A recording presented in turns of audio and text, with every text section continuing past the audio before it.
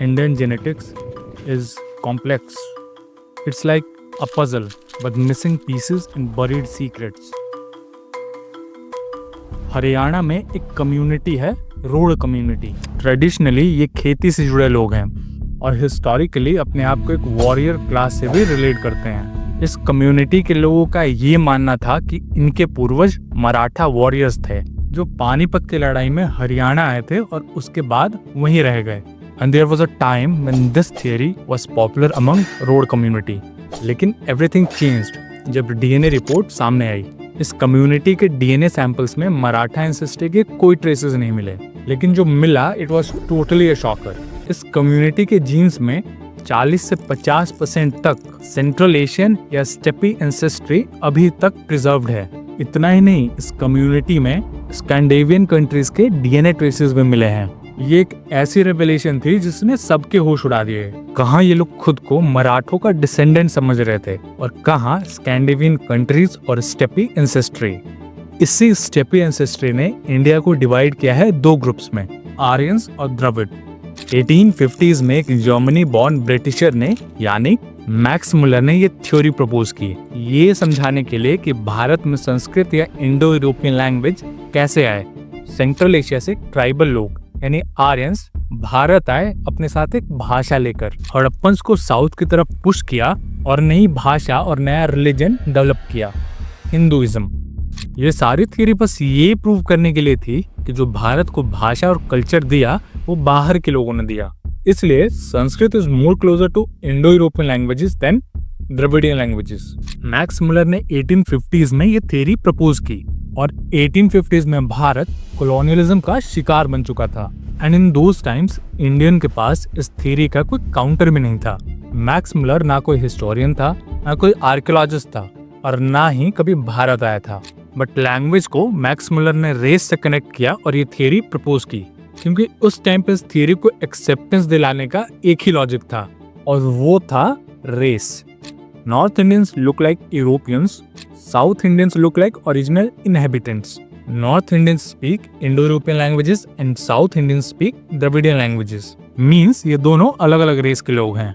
ये थ्योरी आज तक इतनी पॉपुलर क्यों है, इसके पीछे भी कुछ रीजंस हैं। ब्रिटिश कॉलोनाइजर्स को एक बहुत अच्छा टूल किट मिल गया था अपने कॉलोनियल रूल को जस्टिफाई करने का। मतलब 4000 साल पहले आर्यंस आए, फिर इस्लामिक इन्वेडर्स आए और फिर ब्रिटिश कॉलोनाइजर्स आए। तो इंडिया के लोगों को कोई प्रॉब्लम नहीं होनी चाहिए अगर ब्रिटिश कॉलोनाइजर्स उन पे राज करें तो, क्योंकि Indians only deserve to be ruled by outsiders. दूसरा रीजन था एविडेंस। पहले जो भी एविडेंस मिले, चाहे वो इंडस स्क्रिप्ट और संस्कृत का ना मैच करना हो, नॉर्थ इंडियंस और साउथ इंडियंस का लैंग्वेज डिवाइड हो या उनका अलग अलग दिखना हो। तीसरा रीजन था पॉलिटिकल। बाल गंगाधर तिलक और गांधी जैसे पॉलिटिकल फिगर्स भी इस थ्योरी पे बिलीव करते थे। So you can guess why this theory is still popular among political groups. चौथा और मोस्ट साइंटिफिक एविडेंस था R1A हैप्लोग्रुप या आर्यन हैप्लोग्रुप, जो कि आर्यंस अपने साथ लेके आए थे और यही हैप्लोग्रुप आज ज्यादातर ब्राह्मण्स और भूमिहार लोगों में पाया जाता है। ये चार ऐसे फैक्टर्स जिन्होंने एक के बाद एक आर्यन इन्वेजन थ्योरी को एस्टेब्लिश कर दिया। उस थ्योरी को हमारे बुक्स में जगह मिल गई। इस थ्योरी पे पॉलिटिकल आइडियोलॉजीज बन गई, नॉर्थ साउथ डिवाइड क्रिएट हो गया। अब इन सब को साइड करते हैं और जेनेटिक स्टडी क्या कहती है इस पे बात करते हैं। R1A हैप्लोग्रुप को बेस बनाया जाता है ये प्रूव करने के लिए कि भारत में आर्यन इन्वेजन हुआ था, क्योंकि जब हड़प्पन डीएनए को स्टडी किया गया तो उसमें हमें R1A हैप्लोग्रुप नहीं मिला। लेकिन आज इस हैप्लोग्रुप का कंपोनेंट इंडिया की पूरी पॉपुलेशन में है, अलग अलग प्रोपोर्शंस में। तो इसका सिंपल सा मतलब हुआ कि अगर R1A हैप्लोग्रुप पहले नहीं था और अब है, तो इसका मतलब इसको कोई बाहर से लाया और इंडिया में स्प्रेड किया। और R1A हैप्लोग्रुप कहाँ था? सेंट्रल एशिया में।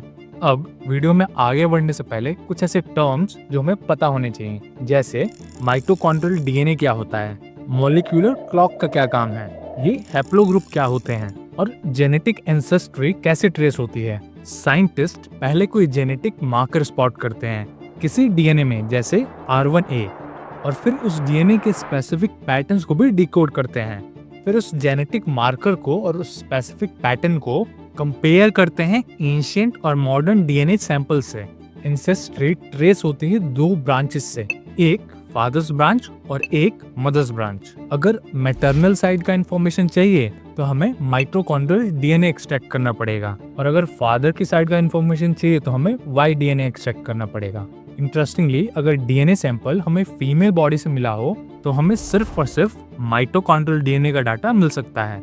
हम उस फीमेल बॉडी के डीएनए सैंपल से पैटर्नल ब्रांच का पता नहीं लगा सकते due to absence of Y chromosome in females, और वाई क्रोमोसोम से ही फादर की ब्रांच का पता चलता है। और वहीं मेल डीएनए सैंपल से हम मदर और फादर दोनों की एंसेस्ट्री आराम से ट्रेस कर सकते हैं, क्योंकि मेल डीएनए सैंपल से हम माइटोकॉन्ड्रियल डीएनए और वाई डीएनए दोनों एक्सट्रैक्ट कर सकते हैं। अब आते हैं जेनेटिक मार्कर्स पे। ये क्या होते हैं? जेनेटिक मार्कर्स अलग अलग तरह के हो सकते हैं। अगर सिंप्लीफाई करें तो ऐसे जेनेटिक सिग्नेचर्स जो किसी पॉपुलेशन के बेसिक कैरेक्टरिस्टिक्स बताते हों, जैसे mitochondrial DNA haplogroup A, B, C, D, X common है नेटिव अमेरिकन में, Y DNA haplogroup O common है चाइनीज पॉपुलेशन में। हमने जेनेटिक मार्कर समझ लिया, mDNA और yDNA क्या होता है ये समझ लिया। अब ये हैप्लोग्रुप क्या होते हैं ये समझ लेते हैं। लेमन लैंग्वेज में हैप्लोग्रुप एक ऐसी पॉपुलेशन या ग्रुप ऑफ पीपल को बोलेंगे who share a common ancestor, paternal या मैटरनल कोई सा भी।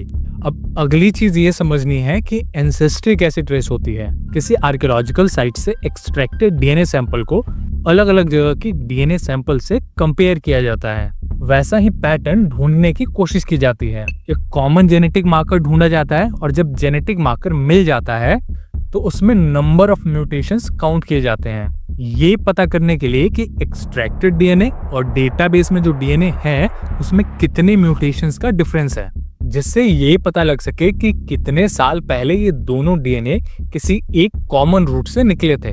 जितने ज्यादा म्यूटेशंस उतना ही ज्यादा पुराना सैंपल। नाउ मॉलिक्यूलर क्लॉक एक ऐसा मेथड है जिससे time to the most recent common ancestor का पता लगाया जा सकता है, और ऐसे ही एंसेस्ट्री ट्रेस होती है। अब वापस आते हैं इंडिया की जेनेटिक हिस्ट्री पर। हम R1A हैप्लोग्रुप पे थे, जिसे आर्यन हैप्लोग्रुप भी कहा जाता है। अब कुछ सवाल, क्या इंडिया के डीएनए में सेंट्रल एशिया के एंसेस्ट्री मिलती है? जवाब है हाँ, मिलती है। दूसरा सवाल, क्या राखी गढ़ी में जो डीएनए सैंपल्स मिले उसमें R1A हैप्लोग्रुप प्रेजेंट था या नहीं? जवाब है नहीं प्रेजेंट था। तीसरा सवाल, R1A हैप्लोग्रुप का कंपोनेंट ब्राह्मण्स, भूमियार और अदर प्रपोज्ड अपर कास्ट में ज्यादा मिलता है, सही या गलत? इसका जवाब है अपर कास्ट, खासकर तिवारी ब्राह्मण्स और भूमिहार में R1A हैप्लोग्रुप का कंपोनेंट ज्यादा मिलता है। ये सारे सवाल एक ही ओर इशारा करते हैं कि भारत में बाहर से यानी सेंट्रल एशिया से आर्यंस आए थे और भारत का लैंग्वेज, कल्चर और ट्रेडिशन चेंज कर दिया। लेकिन कहानी में एक ट्विस्ट है। इन सारे सवालों को एक बार और देखते हैं। क्या राखी गढ़ी में जो डीएनए सैंपल एक्सट्रैक्ट हुआ उसमें R1A हैप्लोग्रुप प्रेजेंट था या नहीं? जवाब वही है, नहीं प्रेजेंट था। लेकिन जो डीएनए सैंपल एक्सट्रैक्ट हुआ वो फीमेल का माइटोकॉन्ड्रियल डीएनए था। तो R1A हैप्लोग्रुप जो कि एक वाई डीएनए हैप्लोग्रुप है, वो कहां से मिलेगा फीमेल सैंपल में, जिससे सिर्फ मैटरनल ब्रांच का पता लगाया जा सकता है। और R1A हैप्लोग्रुप पैटर्नल हैप्लोग्रुप है। अगला क्वेश्चन, जिस R1A को बेस बनाया जा रहा है आर्यन इन्वेजन प्रूव करने के लिए, वो क्या सिर्फ सेंट्रल एशिया में ओरिजिनेट हुआ? 2009 में जर्नल ऑफ जेनेटिक्स में एक रिसर्च पेपर पब्लिश हुई। उस पेपर का एम ये था कि इंडिया में जो R1A हैप्लोग्रुप मिलता है उसका ओरिजिन पता करना। अब उस रिसर्च पेपर में ऐसा क्या था, ये बात कर लेते हैं।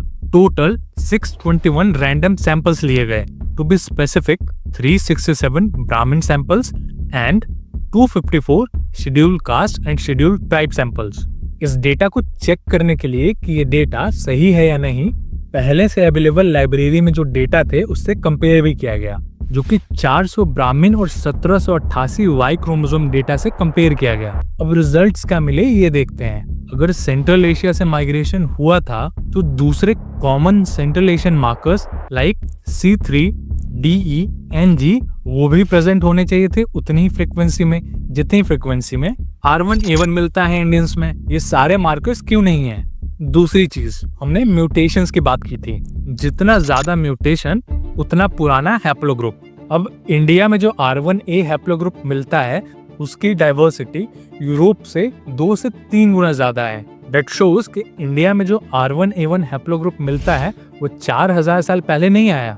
इंडिया में इसकी प्रेजेंस 18,000 साल से भी पुरानी है। साइंटिस्ट ज्ञानेश्वर चौबे कहते हैं कि R1A हैप्लोग्रुप का ओरिजिन इंडिया है, या to be more specific South East Asian origin होने के चांसेस ज्यादा हैं, क्योंकि पहला रीजन इंडिया में जो R1A हैप्लोग्रुप की वेरिएशंस मिलती हैं उसमें M780 नाम का मार्कर 60 से 70% तक मिलता है, लेकिन सेंट्रल एशिया या ईरान के डीएनए सैंपल्स में M780 मार्कर मिलता ही नहीं। अगर इंडिया में R1A की लीनेज सेंट्रल एशिया से आई तो सेंट्रल एशिया में भी M780 मार्कर मिलना चाहिए था, बट वहां के डीएनए सैंपल्स में M780 मार्कर है ही नहीं। दूसरा रीजन R1A और R2 हैप्लोग्रुप दोनों की हैप्लोग्रुप के ब्रांचेस हैं और के हैप्लोग्रुप का ओरिजिन है साउथ ईस्ट एशिया। तो जो इंडिया में R1A के एंसेस्टर मिलती है बहुत ज्यादा चांसेस हैं कि उसका ओरिजिन साउथ ईस्ट एशिया में ही हुआ है। अब आपके मन में ये सवाल आ रहा होगा कि R1A की एंसेस्ट्री इंडिया में इतनी पुरानी है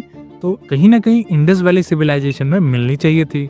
राखी गढ़ी से क्यों नहीं मिल पाई ये हमने डिस्कस कर लिया, लेकिन फॉर्चुनेटली सिनौली में एक मेल और एक फीमेल डीएनए सैंपल मिला है जिससे mDNA और yDNA दोनों एक्सट्रैक्ट हो सकते हैं। और नीरज राय जो कि एक जेनेटिक एक्सपर्ट हैं और जो इस पर्टिकुलर सैंपल पे काम भी कर रहे हैं, उनका कहना है कि सिनौली के सैंपल्स में उन्हें R1A की लीनेज मिल गई है, लेकिन कुछ रीजन से अभी तक रिसर्च पेपर पब्लिश नहीं हुआ है। सिनौली तो ये तो R1A1 मिलना चाहिए था। मिलना चाहिए, बिल्कुल मिलना चाहिए। अब आप बस गेस कर लीजिए, जो मैं बोल रहा हूँ डेटा उसी के अंदर ही होगा। अब ये भी कहा जाता है कि आर्यंस बाहर से आए और उन्होंने कास्ट स्ट्रक्चर बनाया और खुद को सबसे ऊपर रखा ब्राह्मण्स बनकर। इस लॉजिक से तो R1A का कंपोनेंट सिर्फ ब्राह्मण्स में मिलना चाहिए था, लेकिन रियलिटी ये है कि R1A north to south irrespective of caste, creed and religion सब में मिलता है। यहाँ तक कि शेड्यूल कास्ट और शेड्यूल ट्राइब्स में भी मिलता है, बस कॉम्पोजिशन थोड़ा कम या ज्यादा हो सकता है। और ऐसा क्यों है कि R1A का कॉम्पोजिशन अलग अलग कास्ट में अलग अलग है? आज से 18,000 साल पहले जो ट्राइबल ग्रुप्स थे आज वो कौन है और क्या कर रहे हैं, उनका आज के ब्राह्मण से क्या रिलेशन है, ये एंसेस्ट्रल नॉर्थ इंडियंस कौन है, एंसेस्ट्रल साउथ इंडियंस कौन है। आज के जो जेनेटिक कॉम्पोजिशन है कास्ट बेस्ड, ज्योग्राफी बेस्ड, वो कैसे पिछले 2-3 हज़ार सालों में चेंज हुई है, ये सारी चीज़ें जानेंगे अगली वीडियो में।